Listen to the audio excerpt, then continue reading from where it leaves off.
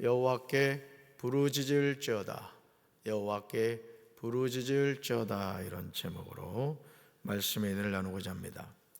하나님의 말씀은 임하는 것입니다. 임하는 것. 사람이 하나님의 말씀을 만들어내는 것이 아닙니다. 그러므로 우리는 우리에게 임하는 하나님의 말씀을 바로 들어야 할 줄로 믿습니다. 하나님의 자녀는 하나님의 말씀을 잘 들을 때 인생의 방향과 인생의 목적이 더욱 분명해지는 거예요.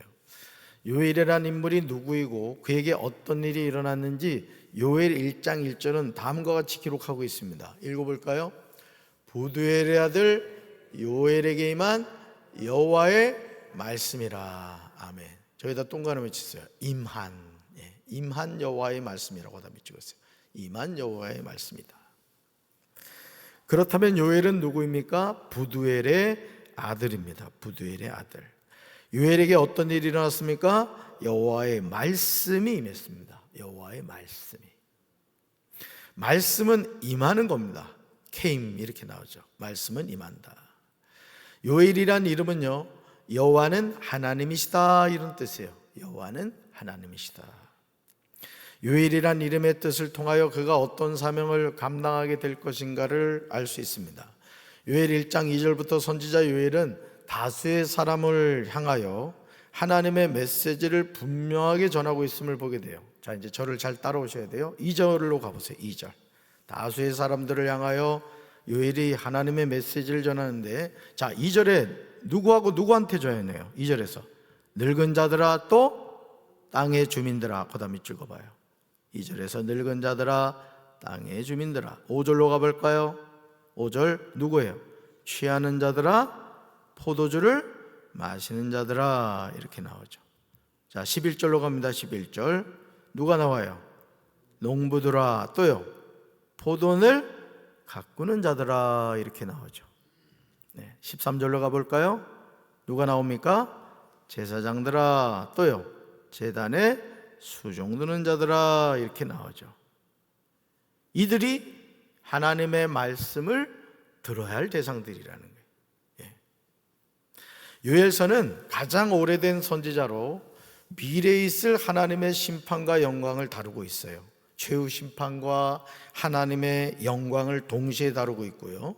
구약 성경 중에 성령 강림에 대해 가장 상세하게 예언하고 있음을 보게 돼요. 요엘은 이 세계의 종말론적인 심판과 구원을 선포하는 여호와가 유일한 신임을 보여주고 있어요. 그는 유다에서 살면서 사역을 했습니다. 요엘서를 기록한 목적은 유다에 임박한 하나님의 심판에 대한 경고로 주어졌어요. 그러므로 요엘 1장 2절에서 선지자 요엘은 늙은 자들과 땅의 모든 주민들을 향하여 이렇게 묻고 있어요. 우리 2절 말씀 같이 읽습니다. 늙은 자들아 너희는 이것을 들을지어다. 땅의 모든 주민들아 너희는 귀를 기울일지어다. 너희의 날에나 너희 조상들의 날에 이런 일이 있었느냐. 아멘. 그 다음 이쪽 오세요. 너희는 이것을 들을지어다. 그 다음 너희는 귀를 기울일지어다. 우리는 이 말씀을 통하여 앞으로 상상할 수 없는 일이 일어날 것임을 알 수가 있어요. 나이 많은 사람들아 들어라. 유다 땅에 사는 사람들아 모두 귀를 기울여라. 너희가 살고 있는 지금이나 너희 조상이 살던 지난날에 이런 일이 일어난 적이 있느냐. 이렇게 말하고 있어요. 그게 무슨 말이야? 이런 일은 처음이다 이거죠. 그러니까 앞으로 일어날 하나님의 심판은 상상할 수 없는 일이 일어난다는 거예요. 사랑하는 성도 여러분, 하나님의 심판은 우리의 상상을 초월하죠. 하나님의 심판이 시작되면 이 세상에서 남아있을 것은 아무것도 없어요. 그러므로 우리는 하나님의 심판이 있음을 기억하고 항상 하나님의 심판을 대비하는 삶을 살아가야 될 줄로 믿습니다. 이 프로 선수들, 예를 들어 운동을 하는 선수들, 축구나 또는 야구 선수들 보면은 항상 겨울에 뭐래요? 전지훈련을 갑니다. 그래서 그 전지훈련을 가서 자기 체력을 만들고 열심히 타격 연습을 하고 투수는 또 이렇게 던지는 연습하면서 그러한 전지훈련을 통해 자기 몸을 만들면 여름에 이제 시즌이 돌아오면 그 땀 흘린 만큼 효과가 나타나는 거예요. 우리 하나님 믿는 하나님의 자녀들도 마찬가지예요. 여러분, 우리가 왜 피곤하지만 이 새벽 기도에 나옵니까? 우리가 영적인 근육을 만드는 거예요. 아멘이십니까? 그래서 하루를 시작하기 전에 새벽 제단에 와서 찬송을 부르고 말씀을 듣고 부르짖어 기도하고 하루를 시작하는 거예요. 이건 마치 뭐와 같으냐면은 달리기 하기 전에 운동화 끈을 묶는 것과 같아. 아이고 참, 어릴 때 운동회 이렇게 하면, 여기도 그런 분이 있는지 모르겠는데 꼭 운동회를 하면은 잘 달리다가 그 고무줄이 끊어져 가지고 그냥 그거 붙잡고 뛰다, 그죠? 1등으로 달리다가 갑자기 고무줄이 뚝 끊어져, 그거 붙잡고 뛰다가 그냥 꼴찌하는 거예요. 막 대성통곡을 하잖아요 그냥. 여러분, 오늘도 믿음의 끈을 바짝 조여매고 오늘도 승리하는 하루가 되기를 주님의 이름으로 축원합니다. 요엘 1장 3절에서 요엘은 자신이 전하는 하나님이 행하실 심판의 메시지를 들어야 하는 대상이 누구인가를 분명하게 밝히고 있어요. 늙은 자들이 하나님의 말씀을 듣고 땅의 모든 주민이 귀를 기울여서 하나님의 말씀을 들은 후에 그것을 전해야 하는 거예요. 여러분, 하나님의 말씀은 계속해서 다음 세대에게로 전해져야 돼요. 말씀이 끊어지면 그 세대는 소망이 사라지는 거예요. 3절 말씀을 세 번역으로 읽습니다. 너희는 이것을 자녀들에게 말하고 자녀들은 또 그들의 자녀들에게 말하게 하고 그들은 또 그 다음 세대에게 말하게 하여라. 아멘. 보세요. 너희는 이것을 누구한테 말하라고요? 자녀들에게. 자녀들은 또 누구한테 하라고요? 또 그들의 자녀들에게 말하게 하고 또 그들은 어떻게 하라고요? 또 그 다음 세대에 말하게 하라는 거예요. 어제도 저녁에 손호진 전사가 카톡을 보냈어요. 비전센터 또 올라가 본 거예요. 그랬더니 아이들이 이제 있더라는 것이죠. 그래서 애들하고 같이 인사도 하고 그랬더니 여학생 둘이 배움까지 해주더래요. 그리고 잘생긴 사람은 알아본단 말이에요. 진짜 들어간 사람은 진짜거든요. 제가 늘 바라는 게 그거예요. 청년들도 마찬가지고 우리 어린이교회 유치부에도 마찬가지고 자꾸 관심을 가져주라는 거예요. 어디 공부 잘 되니? 불편한 거 없니? 독서실에 공부하러 온 애들 제 방해 안 하려고 조심합니다만은 꼭 물어봐요. 뭐 불편한 거 있으면 목사한테 얘기하라고. 내가 해줄 테니까. 그래서 항상 관심을 가지죠. 여러분 잘 들으셔야 돼요. 말씀이 끊어지면 그 세대는 소망이 사라진 거예요. 오늘 1초 먼저 하신 분 가운데 보면 자녀를 위한 3가지 기도 제목을 써서 이렇게 기도하시는 분이 계세요. 너무너무 중요한 거예요. 아멘이십니까? 여러분 400m 계주하면 어느 나라가 늘 1등을 해요? 미국이 1등이에요. 미국. 근데 한 번은 미국이 말이죠 1등을 하는데 세상에 첫 번째 주자가 1등으로 달려갔어. 근데 바톤을 잘못 줘가지고 바톤을 떨어뜨려 버린 거예요. 결국 이제 꼴찌하고 말았죠. 잘 들으세요. 믿음은 다음 세대에게로 전해져야 되는 거예요. 아멘이십니까? 그래서 제가 우리 교회학교 각 부서 교육자들을 세우는 이유가 뭐냐, 유치부교도 중요하잖아요. 그죠? 아멘. 어린이교도 중요하잖아요. 아멘. 청소년교도 중요하단 말이에요. 아멘. 청년교도 중요하단 말이에요. 사실은 우리 정도 규모 되면은 부담임 목사 한 명 그냥 세워놓고는 알아서 해라 이러면 돼요. 사실은 담임 목사가 교회학교 관심이 없으면 그냥 그렇게 하면 되는 거예요.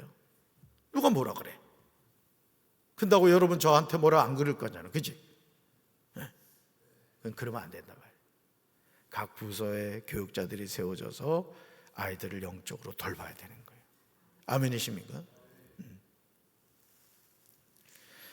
하나님의 백성이 망하는 이유는 그들이 하나님을 듣지 못하기 때문이에요. 여러분, 호세아 4장 6절은요 이 사실을 우리에게 분명하게 알려주고 있어요. 우리가 암송하셔야 될 말씀이라고 했어요. 우리 한번 말씀 읽어볼까요? 내 백성이 지식이 없으므로 망하는도다. 내가 지식을 버렸으니 나도 너를 버려 내 제사장이 되지 못하게 할 것이요 내가 내 하나님의 율법을 잊었으니 나도 내 자녀를 잊어버리리라. 아멘. 여러분, 여기 네 번째 줄, 내가 내 하나님의 율법을 잊었다는 건 뭘 잊었다는 거야? 하나님의 말씀을 잊었다는 게, 말씀을. 하나님의 말씀을 잊으면 하나님도 누구를 잊어버리겠대요? 우리 자녀들을 잊어버리겠다는 거예요. 그래서 하나님의 자녀는 항상 뭘 붙잡고 살아야 돼요? 말씀을 붙잡고 살아요. 여러분, 나만 장군이 무슨 병을 앓고 있었어요? 문둥병, 한센스 병을 앓고 있었다고. 여러분, 문둥병 고칠 수 있어요, 없어요? 못 고친단 말이에요. 자, 그런데 어느 날 복음이 들려오죠. 유대 땅에서 잡아온 어린 소녀가 나만 장군의 아내에게 이런 말을 하는 거예요. 우리 주인이 저 사마리아에 있었다면, 이스라엘에 있었다면 병을 치료할 수 있다는 거예요. 여러분, 이게 제정신이에요, 정신 나간 소리예요? 아니, 고칠 수 없는 문둥병인데 어린 소녀가 뭐라고 얘기했다고요?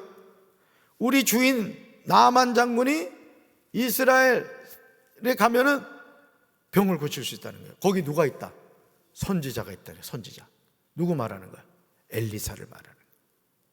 누구 귀에 들어갔을까? 나만 장군 귀에 들어갔다. 자, 그래서 결국은 이제 엘리사를 찾아가죠. 엘리사가 뭐라 그래요? 안수기도 해줬어요? 주여, 나만 장군을 고쳐주시옵소서 그랬어요? 나와보지도 않고 뭐라고 말해요? 요단강에 가서 금강 아니요 요단강에 가서 몇 번? 7번 목욕을 해라 그랬어요. 나만 장군 열받았어, 안 받았어요? 무지하게 열받았어요. 아니, 내가 그래도 아람의 넘버2인데 지가 감히 선지자면 선지자지 말이야. 나를 완전히 이렇게 무시해? 열받았어요.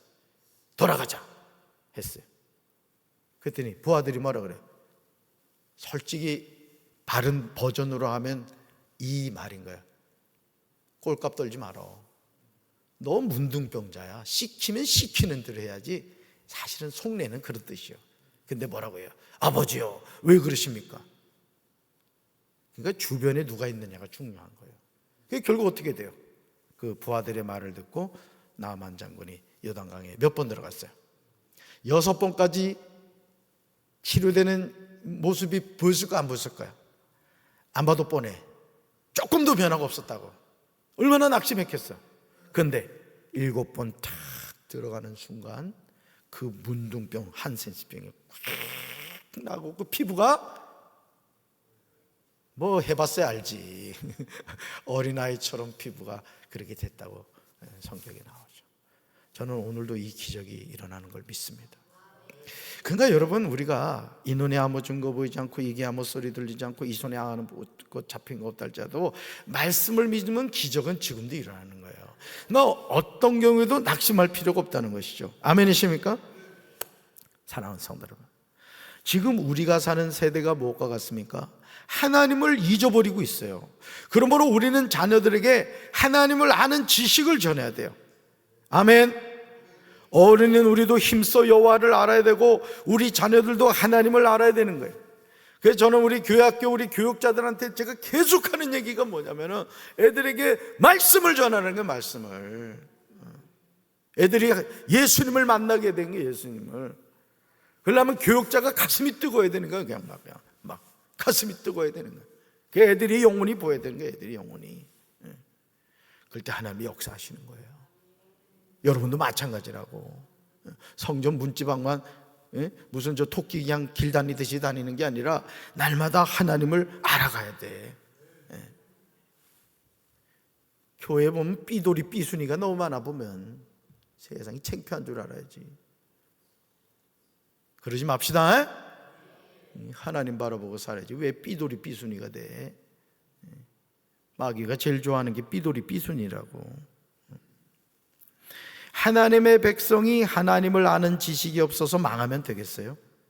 우리 자녀들이 하나님을 몰라 지옥에 가면 되겠습니까? 이제 우리는 하나님의 말씀을 바로 알아야 하고 그 지식을 자녀들에게 말하고 자녀들은 그들의 자녀들에게 말하게 될 줄로 믿습니다. 자녀들이 고향교회를 올 수 있으면 좀 오게 하라고. 그냥 알아서 신앙생활을 잘하는 자녀들도 있지만 안 봐도 뻔해요. 거의 교회 안 나갈 겁니다.